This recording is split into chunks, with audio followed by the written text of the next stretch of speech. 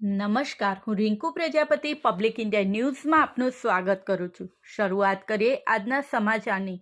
આણંદમાં જનતા ચોકડી ઓવરબ્રિજ પર બે કાર વચ્ચે ધડાકાભેર ટક્કર। એક કાર ઓવરબ્રિજની ગ્રીલ તોડી નીચે ખાબકી અને બે વ્યક્તિઓને ઈજા। આણંદ શહેરમાં જનતા ચોકડી ઓવરબ્રિજ પર બે કાર વચ્ચે અકસ્માત સર્જાયો હતો। આ અકસ્માતમાં એક કાર બ્રિજની ગ્રીલિંગ તોડીને નીચે સર્વિસ રોડ પર ખાબકી હતી। આ અકસ્માતમાં કારમાં બે વ્યક્તિઓને ઈજા પહોંચી છે। આણંદ શહેરમાં જનતા ચોકડી નજીક ઓવરબ્રિજ આવેલ છે।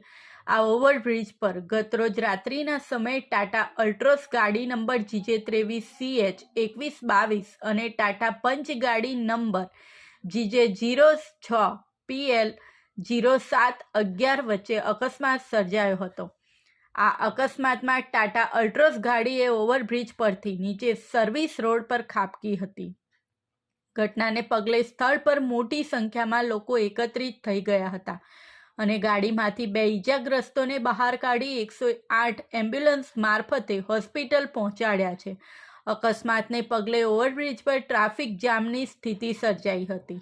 આ ઘટના અંગેની જાણ થતાં સ્થાનિક પોલીસની ટીમ તરત જ સ્થળ પર દોડી આવી હતી અને ક્રેન મારફતે અકસ્માતગ્રસ્ત ગાડી હટાવી રસ્તો ખુલ્લો કર્યો હતો। આ સાથે આજના સમાચારને અહીં સમાપ્ત કરીએ છીએ।